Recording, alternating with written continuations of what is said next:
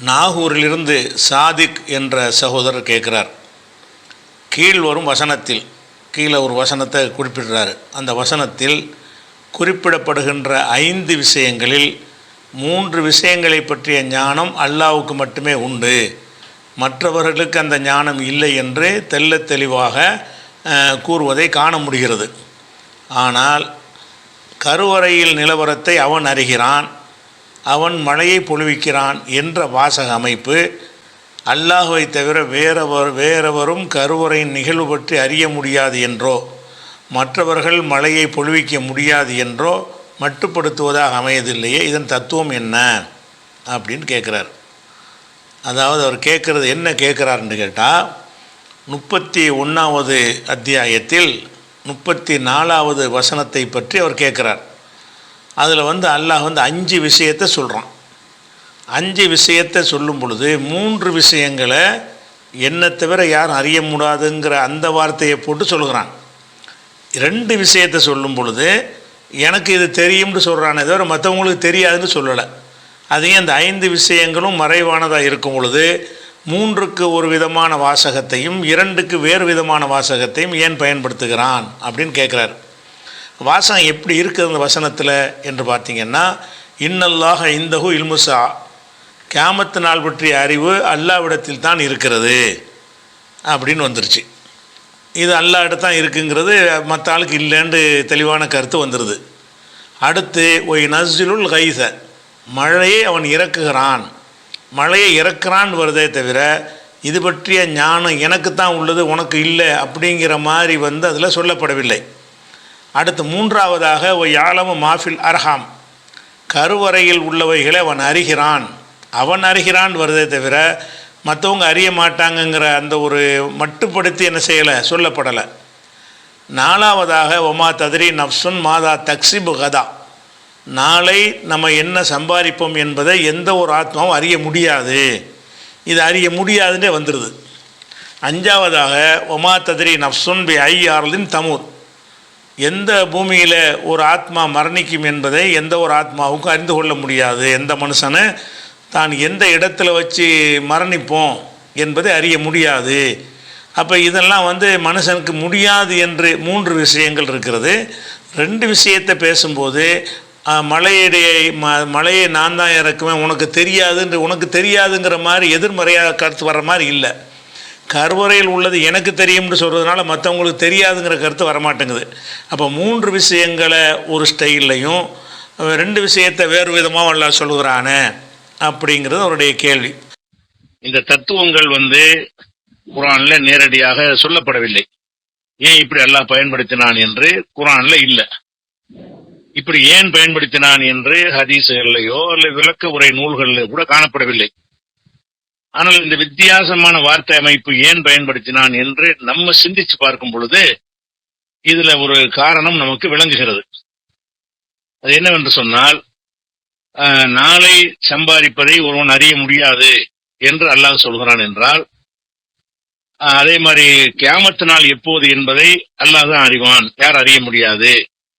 எந்த இடத்துல மரணிப்பான் என்பதை யார் அறிய முடியாது. இந்த 3 விஷயங்கள்லையுமே ஒரு கடுகளவு அறிவு கூட நமக்கு கிடையாது. ஆனால் மழையை பொறுத்த வரைக்கும் ஒரு பாதி அறிவு நமக்கு இருக்கிறது. மழை விஷயம், மற்ற 2 விஷயத்தை எடுத்துக்கிட்டீங்கன்னு சொன்னா, மழை எல்லாம் இறக்குறான்னு சொல்றான். இந்த மழை விஷயமாக நமக்கு அறவே ஞானம் இல்லைன்னு சொல்ல இயலாது. மழை விஷயமாக மனிதர்கள் கொஞ்சம் கணிப்பாங்க. அப்படி கணிக்க முடிகிறது காரணத்தினால அது தனி, இந்த 3லிருந்து அது வேறுபட்டதாக இருக்கிறது. அதே மாதிரி கருவறையில உள்ளது எல்லாம் அறிவான் என்று சொன்னால், கருவறையில் உள்ளது அந்த கருவ சுமந்திருக்கிற தாய் கூட கொஞ்சம் அறிவாள், மற்றவங்க வருவாங்க, மருத்துவர்கள் அறிவார்கள்.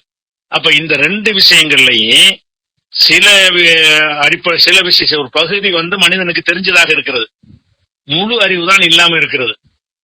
கியாமனால் எப்போங்கிறதுக்கு எந்த ஒரு கடுகளவரையும் நமக்கு இல்லை. கியாமனால் எப்போது என்கிற ஒரு விஷயத்துல கடுகளவு அறிவு கூட யாருக்கும் இல்லாததுனால அவனுக்கு மட்டும் அது சொந்தம்னு சொல்லப்படுகிறது.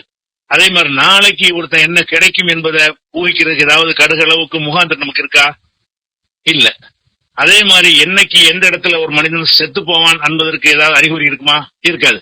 அப்ப இந்த 3 விஷயங்களுக்கும் கடுகளவு கூட அறிவதற்கு எந்த முகாந்திரத்தை நல்லா வச்சிருக்கவில்லை. அந்த மற்ற ரெண்டு விஷயங்கள்ல கொஞ்சம் மனிதனுக்கு கொஞ்சம் அறிவு இருக்கு, அதனுடைய முழுமையான அறிவு தான் இல்லை. அதனால அல்லாஹ் என்ன செய்யறான்னு கேட்டா ரெண்டுக்கும் வார்த்தையை வித்தியாசமா பயன்படுத்துறான் என்று நம்ம சிந்திச்சு வழங்கும் போது தெரியுது. அப்ப மழை இறக்குறான்னு சொன்னா ஊர்ல கணிக்கிறாங்கல்ல, அதுல பாதி நேரத்துல சரியா வரும், பாதி நேரத்துல சரியா வராங்க. அப்ப மழை இறக்குறது நான் தான் இறக்குறேன், நான் எடுக்கிற முடிவு தான், அவங்க ஊகத்தில் உள்ளதுன்னா சரியா வராது. கருவறையில உள்ளது அறிகிறான் என்று சொன்னால் மனிதன் கொஞ்சம் அறிகிறான், ஆனால் அந்த கருவறையில் அது கடைசி வரைக்கும் நீடிக்குமா, அது நிலைத்திருக்குமா, அந்த மாதிரியான விஷயங்கள் மனுஷனுக்கு தெரியாது. ஆனா கருவுல குழந்தை உண்டாயிடுச்சுங்கிறது அவளுக்கு தெரியும், அவளை சோதிக்கிற மருத்துவர்களுக்கு தெரியும். கொஞ்சம் அறிவு இருக்கு இந்த ரெண்டு விஷயத்திலையும். மனிதர்களுக்கு கொஞ்சம் அறிவு இருக்கிறதுனால முழு அறிவு எனக்குத்தான் என்று காட்டுவதற்கு தான் ஏழமுண்டா முழுமையாக அறிகிறான். கருவறையில் உள்ளதை அல்லாஹ் முழுமையாக அறிகிறான், மற்றவங்க கொஞ்சம் அறிவாங்க. அப்படிப்பட்ட விஷயமா இருக்கிறதுனாலதான் மற்ற மூன்று விஷயங்களுக்கும் அல்லாஹ்வை தவிர யாருக்கும் தெரியாது என்கிற ஒரு தோரணையிலையும், இந்த இரு விஷயங்களை பொறுத்த வரைக்கும் எனக்கு தெரியும் என்கிற தோரணையில அல்லாஹ் என்ன செய்ய, எனக்கு முழுமையாக தெரியும் என்கிற தோரணையில் பயன்படுத்துறான் என்று அந்த வித்தியாசப்படுத்துவதற்கு காரணம் இருப்பதை நாம சிந்திச்சு பார்க்கும் போது விளங்க முடிகிறது. இது போக நபிகள் நாயகம் ஸல்லல்லாஹு அலைஹி வஸல்லமுடைய விளக்கத்தில் இருந்து நம்ம என்ன செய்யலாம், இதுக்கு ஒரு விடையை காணலாம். அதை இந்த வசனத்தில் அப்படி இருந்தால் கூட இது குறித்து அல்லாஹ்வுடைய தூதர் நமக்கு தந்த விளக்கம் இருக்கு இல்லையா, நம்ம விளக்கத்தை விட அவங்க தந்த விளக்கம் எப்படி இருக்குன்னு கேட்டால், இது புகாரியில் 4627வது ஹதீஸில் இருக்கிறது. ரசூலுல்லாஹ் சொல்கிறாங்க, மஃபாத்திஹுல் கைபி ஹம்சுன், மறைவானவற்றின் திறவுகோள்கள் 5, மறைவானவற்றின் திறவுகோள்கள் 5 என்று சொல்லிவிட்டு இந்த வசனத்தை ரசூலுல்லாஹ் வாசிக்கிறாங்க. அப்போ இந்த 5மே மறைவானவை என்று சொன்னால், மறைவானது அல்லாஹ்வை தவிர யார் அறிய மாட்டான் என்று ஏராளமான வசனங்கள் இருக்கிறது. அதை இதனோட இணைத்து பார்த்தீங்க என்று சொன்னால், இதில் அந்த வாசக அமைப்பில் அப்படி இல்லாவிட்டாலும் மழையை இறக்கிறது மறைவான விஷயம், கருவறையில் உள்ளது மறைவான விஷயம். அந்த விஷயம் மறைவானதில் அடங்கிவிடும் என்று சொன்னால், குல்லா ஏலம மன்ஃபி சமாவாத்தி ஒல்லறதில் கைப இல்லல்லா, மறைவானவற்றை வானங்களிலும் பூமியிலும் மறைவானவற்றை அல்லாஹ்வை தவிர யார் அறிய மாட்டார் என்று சொல்வீராக. அப்படிங்கிறதுனால அந்த வசனத்தின் வாசக அமைப்பு நீங்கள் சொல்வது போல இருந்தாலும், நபிகள் நாயகம் ஸல்லல்லாஹு அலைஹி வஸல்லம் கொடுத்த விளக்கம் 4627லையும் 4778லையும் உள்ள ஒரு ஹதீஸ் தான் மறைவான விஷயங்கள் 5, மறைவானவற்றின் திறவுகோள்கள் 5 என்று சொல்லிவிட்டு அந்த 5ஐ ரசூலுல்லாஹ் என்ன செய்கிறாங்கன்னா இந்த வசனத்தை ஓதி காட்டி விளக்குறாங்க. அப்போ அந்த 5 மறைவானது என்று சொல்லிட்டாங்க. மறைவானதுன்னு சொல்லிட்டாலே அடுத்தவங்களுக்கு தெரியாதுன்னு சொல்ல தேவையில்லை. மறைவுண்டாலும் என்ன அர்த்தம், அவனுக்கு தெரியாதுன்னு அர்த்தம்.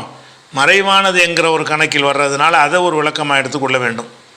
அதனால் ரசூலுல்லாஹ்வுடைய விளக்கம் இருக்கிறதுனால அது நம்ம மட்டுப்படுத்தி அங்கே சொல்லாட்டாலும் இதெல்லாம் மறைவான விஷயம் அப்படிங்கிறதுக்குள்ளே யாருக்கும் தெரியாது என்பது அடங்கிடுது.